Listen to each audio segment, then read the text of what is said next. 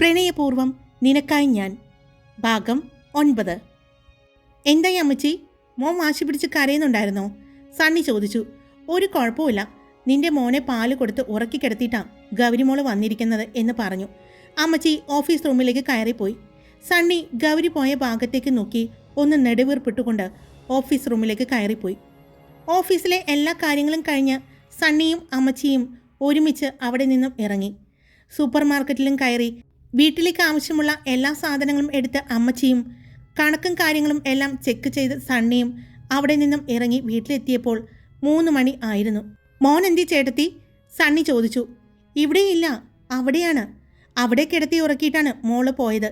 ചേട്ടത്തി പറഞ്ഞതും സണ്ണി അമ്മച്ചിയെ നോക്കി. ഞാൻ പോയി എടുത്തിട്ട് വരാം, അമ്മച്ചി പറഞ്ഞു. ഞാൻ പോയിക്കോളാം അമ്മച്ചി, എനിക്ക് മോളെയും ഒന്ന് കാണണം, സണ്ണി പറഞ്ഞു. അവൻ അവിടെ നിന്നും ഇറങ്ങി ഔട്ട് ഹൗസിലേക്ക് പോകുന്നത് അമ്മച്ചി നോക്കി നിന്നു. അവിടെ ചെന്നപ്പോൾ വാതിക്കൽ തന്നെ ഒരു ബുക്ക് വായിച്ചുകൊണ്ട് ഗായത്രിയുടെ അമ്മ ഇരിക്കുന്നുണ്ട്. സണ്ണിയെ കണ്ടതും ഗായത്രിയുടെ അമ്മ എഴുന്നേറ്റു. മോനോ? കുഞ്ഞിനെ കൊണ്ടുപോകാൻ വന്നതായിരിക്കും അല്ലേ? നല്ല ഉറക്കാണല്ലോ, ഗായത്രിയുടെ അമ്മ പറഞ്ഞു. ഞാൻ കൊണ്ടുപോയിക്കോട്ടെ? സണ്ണി ചോദിച്ചു.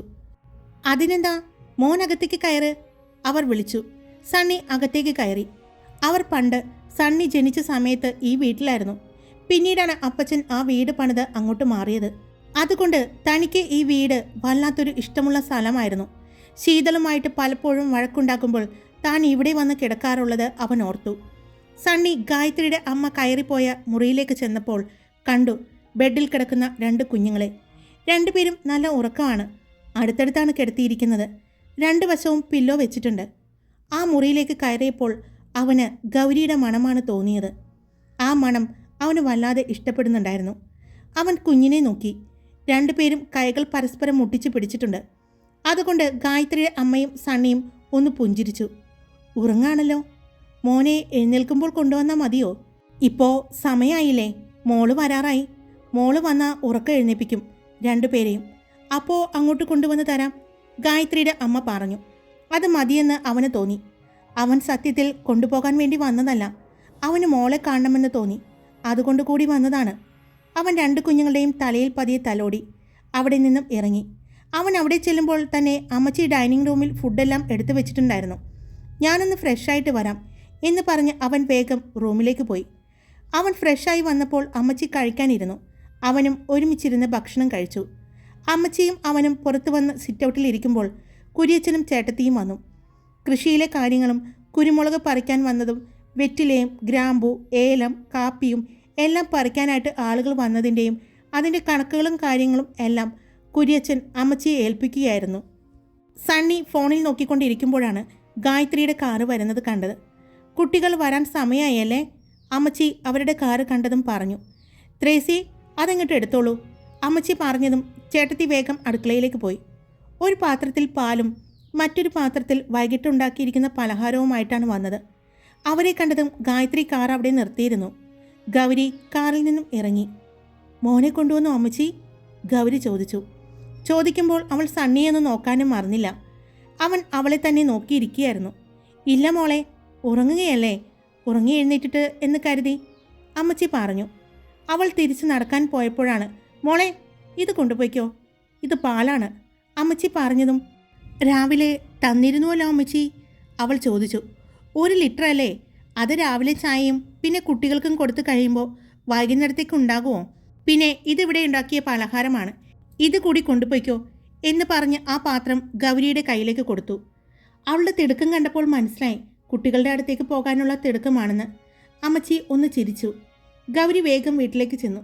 പാത്രവും പാലും ഗായത്രിയുടെ അമ്മയുടെ അടുത്ത് കൊടുത്തുകൊണ്ട് അവൾ വേഗം വാഷ്റൂമിലേക്ക് കയറി. അവൾ ഫ്രഷായി വേഗം പുറത്തേക്ക് ഇറങ്ങി. കുഞ്ഞുങ്ങളുടെ അടുത്തേക്ക് ചെന്നു.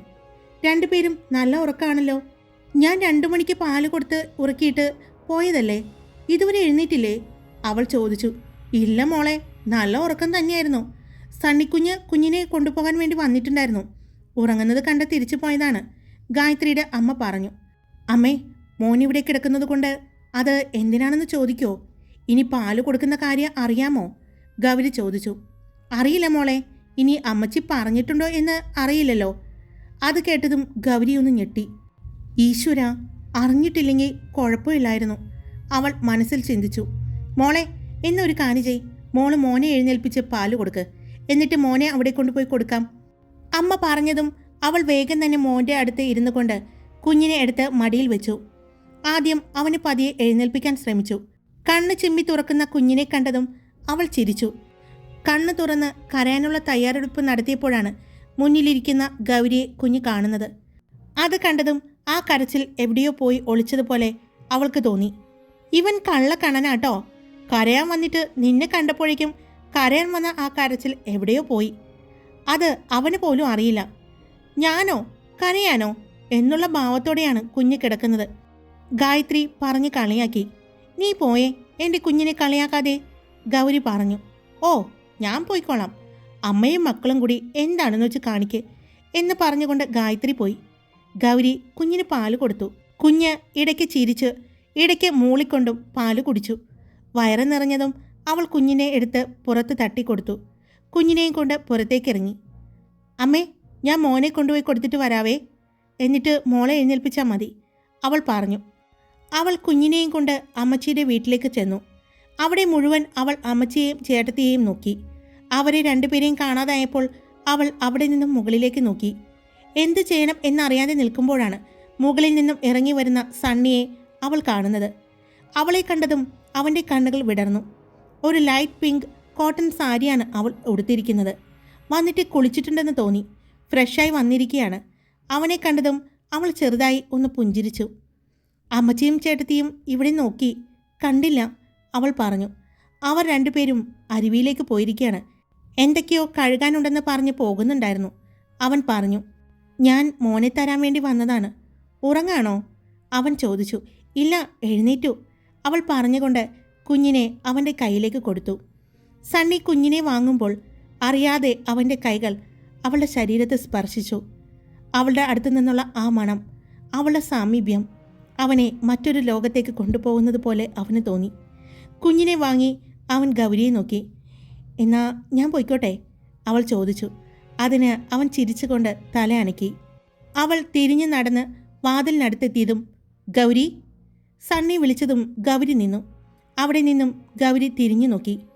ഗൗരി എന്നെ ഇതിനു മുമ്പ് കണ്ടിട്ടുണ്ടോ? സണ്ണി ചോദിച്ചു. അത് കേട്ടതും അവൾ നെറ്റിച്ചൊളിച്ച് അവനെ നോക്കി. അല്ല, ഈ വയനാട്ടിൽ വരുന്നതിന് മുമ്പ് എവിടെയെങ്കിലും വെച്ച് കണ്ടിട്ടുണ്ടോ എന്ന് സണ്ണി ചോദിച്ചു. അവൾ ഇല്ല എന്ന് തലയനക്കി. എന്താ? അവൾ ചോദിച്ചു. അല്ല, തന്നെപ്പോലെ ഒരാളെ കണ്ടിട്ടുള്ളത് പോലെ തോന്നി, അതുകൊണ്ട് ചോദിച്ചതാണ്, സണ്ണി പറഞ്ഞു. അതിന് ഗൗരി ഒന്ന് ചിരിച്ചുകൊണ്ട് പുറത്തേക്കിറങ്ങി പോകുമ്പോൾ അവളുടെ ചിന്തകളിൽ ആ മുഖമായിരുന്നു. താൻ എവിടെയോ വെച്ച് കണ്ടിട്ടുണ്ട്. തനിക്കും ആദ്യമായി കണ്ടപ്പോൾ എവിടെയോ വെച്ച് കണ്ടതുപോലെ തോന്നിയിരുന്നു. പക്ഷേ അത് എവിടെയാണെന്ന് എത്ര ആലോചിച്ചിട്ടും മനസ്സിലാകുന്നുണ്ടായിരുന്നില്ല. എന്നെല്ലാം ആലോചിച്ച് ഗൗരി വീട്ടിലേക്ക് എത്തിയത്. അവൾ വേഗം മോളെ എടുത്ത് മടിയിലേക്ക് വെച്ച് പാല് കൊടുത്തു. പിന്നെ ഗായത്രിയുടെയും അമ്മയുടെയും കൂടെ ഇരുന്ന് സംസാരിച്ചു. കുഞ്ഞിനെയും കൊണ്ട് സോഫയിലേക്കിരുന്ന സണ്ണിയുടെ മനസ്സിൽ ആദ്യമായി ഗൗരിയെ കണ്ട രൂപം ഓർമ്മയിൽ വന്നു. താൻ തൃശ്ശൂരുള്ള ഒരു കോളേജിലേക്ക് ലെക്ചറായി ജോലി കിട്ടി അങ്ങോട്ട് പോകുന്ന സമയത്ത് തനിക്ക് അവിടെ അപ്പച്ചൻ്റെ ഒരു ഫ്രണ്ടിൻ്റെ ഒരു വീട് റെഡിയാക്കിയിട്ടുണ്ട്. പക്ഷേ താൻ ഇതുവരെ ആ വീട് കണ്ടിട്ടില്ല. ആദ്യമായത് കൊണ്ട് വഴി ചോദിച്ചാണ് അവൻ പോകുന്നത്. അവൻ വഴി ചോദിച്ച് പോകുമ്പോഴാണ് രണ്ട് ചേട്ടനും ഒരു ചേച്ചിയിൽ നിന്ന് സംസാരിച്ച് റോഡരികിൽ നിൽക്കുന്നത് കാണുന്നത്. അതൊരു വീടിൻ്റെ മുന്നിലാണ്. ചേട്ടാ, ഈ UK-യിലുള്ള മാർക്കോസിൻ്റെ വീട് എവിടെയാണെന്ന് അറിയോ? അവൻ ചോദിച്ചു. അവർ അവന് വഴി പറഞ്ഞു കൊടുത്തു. നാട്ടിൻപുറം ആയതുകൊണ്ട് അവിടെയുള്ളവർ കാണുമ്പോൾ എവിടെന്നാ എന്നെല്ലാം ചോദിച്ചു കൊണ്ടിരിക്കുമ്പോഴാണ് അവർ നിന്ന ആ വീടിൻ്റെ ഉള്ളിൽ നിന്നും രണ്ട് പെൺകുട്ടികൾ പുറത്തേക്ക് ഇറങ്ങി വരുന്നത് അവൻ കാണുന്നത്. രണ്ടുപേരും സംസാരിക്കുന്നുണ്ട്. ബുള്ളറ്റിൽ നിൽക്കുന്ന അവനെ ശ്രദ്ധിക്കാതെ രണ്ടുപേരും കടന്നു പോകുന്നത്. അതെ, എന്തായി? എന്നിട്ട് ഓണപ്പരിപാടികളുണ്ടോ? നിങ്ങൾ രണ്ടുപേരും പങ്കെടുക്കുന്നുണ്ടെങ്കിൽ ഇവിടെ ആരും പങ്കെടുക്കുന്നില്ല എന്ന് പറയുന്നുണ്ടേ, കൂടെയുണ്ടായിരുന്ന ആ ചേച്ചി ആ പെൺകുട്ടികളെ കണ്ട് പറഞ്ഞു. ഞങ്ങളില്ലാതെ ഓണപരിപാടികളോ എൻ്റെ മിനി ചേച്ചി എന്ന് ചോദിച്ചുകൊണ്ട് അവർ നടന്നു പോകുന്നത്. എന്നാൽ സണ്ണിയുടെ കണ്ണുകൾ അതിൽ ബ്ലാക്ക് പട്ടുപാവാട ഇട്ട ഒരു പെൺകുട്ടിയിലായിരുന്നു. അര കവിഞ്ഞ് കിടക്കുന്ന അവളുടെ ആ മുടിയിലേക്ക് അവൻ നോക്കി നിന്നു.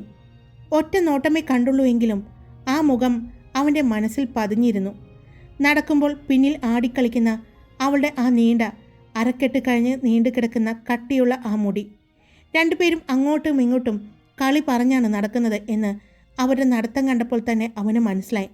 അങ്ങോട്ടും ഇങ്ങോട്ടും തള്ളുന്നും അടിക്കുന്നും ഓടുകയും ഒക്കെ ചെയ്യുന്നുണ്ട്. അതെ മോനെ, നീ ചോദിച്ച വീട് ഇവിടെ നിന്നും കുറച്ച് മുന്നിലേക്ക് പോയി കഴിയുമ്പോൾ ഒരു കവലയുണ്ട്. ആ കവലയിൽ നിന്നും തിരുമ്പോൾ കാണുന്ന ഒരു വലിയ ആൽമരമുണ്ട്. ആ ആൽമരത്തിൻ്റെ സൈഡിലൂടെ കാണുന്ന 2 നില വീടാണ്. അല്ല മോനെ, അവിടെ അതിന് ആരുമില്ലല്ലോ, ആ ചേട്ടൻ പറഞ്ഞു. ഞാനവിടെ താമസിക്കാൻ വന്നതാണ്, അവൻ പറഞ്ഞു. എന്തെങ്കിലും ജോലിയായിട്ട് വന്നതാണോ, അവർ ചോദിച്ചു. ഞാനിവിടുത്തെ കോളേജിൽ അധ്യാപകനായിട്ട് വന്നതാണ്, അവൻ പറഞ്ഞു. അതേലേ, മോൻ വന്നത് കറക്റ്റ് സമയത്താണ്. ഇവിടെ ഓണാഘോഷ പരിപാടി നടക്കാൻ പോവുകയാണ്. കുട്ടികൾക്ക് അവധിയല്ലേ, അപ്പോൾ ഇവിടെ തന്നെ കാണുമല്ലേ. അല്ല, മോൻ്റെ നാട് എവിടെയാണ്, അതിൽ ഒരു ചേട്ടൻ ചോദിച്ചു. ഞാൻ വയനാടാണ്, അവൻ പറഞ്ഞു.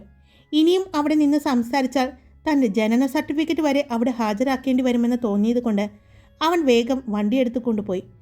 അതിന് കാരണം മറ്റൊന്നു കൂടിയുണ്ട്. മുന്നിൽ പോയ ആ കറുത്ത പട്ടുപാഴക്കാരി അവളെ ഒന്നുകൂടി കാണാൻ വേണ്ടിയാണ്. അവർ പറഞ്ഞു കൊടുത്ത ആ വീടിൻ്റെ അടുത്തെത്തിയതും അവിടെയെല്ലാം ചുറ്റും നോക്കി. ആ പെൺകുട്ടികളെ കണ്ടില്ല. അവർ പറഞ്ഞു കൊടുത്ത ആ വീടിൻ്റെ മുന്നിലെത്തിയതും ഗേറ്റ് തുറന്ന് അകത്തേക്ക് കടന്നു. അവൻ അകത്തേക്ക് കടന്ന് ബുള്ളറ്റ് ഒരു സൈഡിൽ ഒതുക്കി വെച്ചപ്പോഴാണ് അപ്പുറത്തുനിന്ന് ഒരാൾ ഓടി വന്നത്. മോൻ വരുമെന്ന് പറഞ്ഞിട്ടുണ്ടായിരുന്നു, അതുകൊണ്ട് താക്കോലുമായിട്ട് ഇരുന്നതാണ്. എന്തു പറ്റി വൈകിയത്, അയാൾ ചോദിച്ചു. അത് വരുന്ന വഴിക്ക് ചെറിയൊരു ബ്ലോക്ക് ഉണ്ടായിരുന്നു. പിന്നെ അതുമാത്രമല്ല, എനിക്ക് 2 പേരെ കാണാനുണ്ടായിരുന്നു. അത് കഴിഞ്ഞിട്ടാണ് വന്നത്, അവൻ പറഞ്ഞു. മോനെ, ഭക്ഷണമൊക്കെ എങ്ങനെയാണ്, ഞങ്ങൾ ഉണ്ടാക്കി കൊണ്ടുവരണോ, അയാൾ ചോദിച്ചു. വേണ്ട ചേട്ടാ, എല്ലാ സാധനങ്ങളും ഉണ്ടാക്കിക്കൊള്ളാം ഞാൻ, അവൻ പറഞ്ഞു. മോന് 2 ദിവസം ഉപയോഗിക്കാനുള്ളതെല്ലാം ഞാൻ വാങ്ങി വെച്ചിട്ടുണ്ട്. മോൻ്റെ ഇഷ്ടമൊന്നും അറിയില്ലല്ലോ.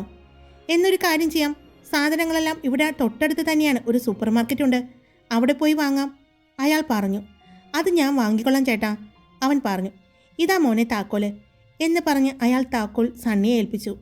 എന്തെങ്കിലും ആവശ്യമുണ്ടെങ്കിൽ വിളിച്ചാൽ മതി കേട്ടോ. ഈ വീടിന് താഴെ കാണുന്ന ആ ചെറിയ ഓടിട്ട് വീടാണ് എൻ്റെ, അയാൾ പറഞ്ഞു. സണ്ണി പുഞ്ചിരിച്ചുകൊണ്ട് തന്നെ മുൻവശത്തെ ഡോറ് തുറന്ന് അകത്തേക്ക് കയറി. വലിയൊരു വീട് തന്നെയായിരുന്നു അത്. ഫുൾ ഫർണിഷ്ഡ് വീടായിരുന്നു. അവൻ ആദ്യം വീടിൻ്റെ ഉള്ളിലെല്ലാം ചുറ്റിക്കണ്ടു. അതിനുശേഷം ഏറ്റവും മുകളിലെ ബാൽക്കണിയോട് ചേർന്നുള്ള റൂമാണ് അവൻ എടുത്തത്. അവൻ റൂമിൽ ചെന്ന് ഫ്രഷായി ഒരു ട്രാക്ക് പാൻറ്റും ടീഷർട്ടും ഇട്ടു താഴേക്ക് വന്നു. നല്ല വിശപ്പുണ്ടായത് കൊണ്ട് തന്നെ ഫ്രിഡ്ജിൽ നിന്നും പാലും മുട്ടയും എടുത്ത് അവൻ ഒരു കോഫിയും ഓംലേറ്റും ഉണ്ടാക്കി കഴിച്ചു. അവൻ കഴിച്ചു കഴിഞ്ഞതും അവൻ പുറത്തേക്കിറങ്ങി. പുറത്ത് ഒരുപാട് വലിയ മരങ്ങളുണ്ട്. മാവ്, പ്ലാവ് എന്ന് വേണ്ട ഒരുപാട് മരങ്ങളുണ്ട്. അതുകൊണ്ട് തന്നെ നിറയെ കിളികളുടെ ശബ്ദവും ഉണ്ട്. അതൊരു നാട്ടിൻപുറമാണെന്ന് ഒറ്റ നോട്ടത്തിൽ തന്നെ അറിയാൻ പറ്റും. ഒരുപാട് വാഹനങ്ങളുടെ ശബ്ദമൊന്നും ഇല്ലാത്തത് കൊണ്ട് തന്നെ അവന് വല്ലാത്തൊരു ഇഷ്ടം തോന്നി. അവന് അവിടെയെല്ലാം ചുറ്റി നടന്ന് ഗേറ്റിനടുത്തേക്ക് വന്നു. ഗേറ്റിനടുത്ത് തന്നെ ഒരു ചുവന്ന ചാമ്പമരമുണ്ട്. അവൻ അതിൽ വന്ന് ചാമ്പയ്ക്ക് പറിച്ചുകൊണ്ടിരിക്കുമ്പോഴാണ് നേരെ ഓപ്പോസിറ്റുള്ള ഒരു വീട്ടിലേക്ക് 2 പെൺകുട്ടികൾ കയറിപ്പോകുന്നത് കാണുന്നത്. ആ ഡ്രസ്സ് കണ്ടപ്പോൾ തന്നെ അവന് മനസ്സിലായി നേരത്തെ അവിടെ വെച്ച് കണ്ട ആ പെൺകുട്ടികൾ ആണെന്ന്. അത് കണ്ടതും അവൻ്റെ കണ്ണുകൾ വിടർന്നു. അപ്പോൾ ആ പെൺകുട്ടിയുടെ വീട് ഇതാണോ, അവൻ ആലോചിച്ചു. 2 പേരും മുറ്റത്തേക്ക് നടക്കുമ്പോഴാണ് അപ്പുറത്തെ വീടിൻ്റെ മതിലിന് മുകളിൽ ഒരു തല കണ്ടത്. നീ ഇങ്ങനെ കറങ്ങി നടന്നോട്ടോ ഈ വെയിലും കൊണ്ട്, 2 മുഖം നോക്കിക്കേ, കറുത്ത് കരുവാളിച്ചു. മായേ, ദേ നീ അന്വേഷിച്ച് നടന്ന ആളെത്തിയിട്ടുണ്ടേ. ആ ചേച്ചി, അപ്പുറത്തു നിന്ന് വിളിച്ച് പറഞ്ഞത് കേട്ടതും മുൻവശത്തെ വാതിൽ തുറന്നു. ഞാൻ കണ്ടു ചേച്ചി എന്ന് പറഞ്ഞ് അവർ പുറത്തേക്ക് വന്നു. എന്ത് കോലമാണ് എൻ്റെ മോളെ, ഇത് 2 പേരും എവിടെയായിരുന്നു? ഞങ്ങൾ കുട്ടികളുടെ ഒപ്പം കളിക്കാൻ പോയിരിക്കായിരുന്നു. ഈ പ്രായത്തിലും നിങ്ങൾക്ക് ആ ചെറിയ കുട്ടികളുടെ കൂടെ കളിക്കാൻ നാണമില്ലല്ലോ, മായ ചോദിച്ചു. എന്തിനു നാണിക്കണം, ഞങ്ങളും ഈ പ്രായത്തിലല്ലേ കളിക്കാൻ പറ്റൂ. ഇനി കുറേ നാൾ കഴിഞ്ഞാൽ ഇങ്ങനെ കളിക്കാൻ പറ്റുമോ അമ്മേ എന്ന് ചോദിച്ചുകൊണ്ട് ആ കുട്ടി അമ്മയെ കെട്ടിപ്പിടിക്കുന്നത് സണ്ണി കണ്ടു. നീ ഇന്ന് ഇങ്ങോട്ട് വരുന്നുണ്ടോ, മതിലിന് അപ്പുറത്തു നിന്ന് ആ ചേച്ചി ചോദിക്കുന്നുണ്ട്. ദാ വരുന്നു അമ്മേ. ചിന്നു, നീ വൈകിട്ട് വരില്ലേ? ആ വരും, അപ്പോൾ വൈകിട്ട് കാണാം എന്ന് പറഞ്ഞ് കൂടെയുണ്ടായിരുന്ന പെൺകുട്ടി അപ്പുറത്തെ വീട്ടിലേക്ക് പോകുന്നത് കണ്ടു. അമ്മയുടെ സാരിയുടെ തലപ്പ് കൊണ്ട് മുഖം തുടച്ചുകൊണ്ട് ആ പെൺകുട്ടി അമ്മയുടെ ഒപ്പം അകത്തേക്ക് കയറിപ്പോകുന്നതും അവൻ കണ്ടു. താൻ നേരത്തെ കാണാൻ വീണ്ടും ആഗ്രഹിച്ച ആ പെൺകുട്ടിയെ വീണ്ടും കണ്ട സന്തോഷത്തിലായിരുന്നു സണ്ണി. അവൻ ആ വീട്ടിലേക്ക് നോക്കിക്കൊണ്ട് തന്നെ അവൻ്റെ വീട്ടിലേക്ക് വന്ന് കയറി. അവൻ അവൻ്റെ മുറിയിലേക്ക് ചെന്നു. അതിൻ്റെ ബാൽക്കണി തുറന്നിട്ടു. അവിടെ നിന്ന് കഴിഞ്ഞാൽ റോഡിൻ്റെ അപ്പുറത്തുള്ള ആ വീട് കാണാൻ പറ്റും എന്നുള്ളത് കൊണ്ട് അവൻ അവിടെ തന്നെ കുറച്ചു നേരം നിന്നു. പിന്നെ യാത്രാക്ഷീണമുള്ളത് കൊണ്ട് അവൻ ഉറങ്ങാനായി റൂമിലേക്ക് പോയി. അവൻ ഉറങ്ങി എഴുന്നേൽക്കുമ്പോൾ പുറത്ത് ഇരുട്ട് വീണിരുന്നു. ഈശ്വര, ഇത്രയും സമയം ഞാൻ കിടന്നോ എന്ന് ചോദിച്ചുകൊണ്ട് അവൻ എഴുന്നേറ്റു. സമയം നോക്കിയപ്പോൾ 6:30 മണി ആയിരുന്നു. അവൻ ബാൽക്കണിയിൽ വന്ന് നോക്കി. അപ്പോഴാണ് റോഡിൻ്റെ അപ്പുറത്ത് ആ വീട്ടിൽ വിളക്ക് കത്തിച്ച് ഒരു പെൺകുട്ടി നാമം ചൊല്ലുന്നത് അവൻ കാണുന്നത്.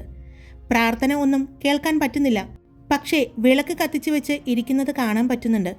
അവൻ കുറച്ചു നേരം അവിടെ നോക്കി നിന്നതിന് ശേഷം തിരിച്ച് അകത്തേക്ക് ചെന്ന് താഴേക്ക് വന്നു. എന്തെങ്കിലും പുറത്തു പോയി കഴിക്കാം എന്ന് വിചാരിച്ച് അവൻ വണ്ടിയും എടുത്തുകൊണ്ട് പുറത്തേക്കിറങ്ങി.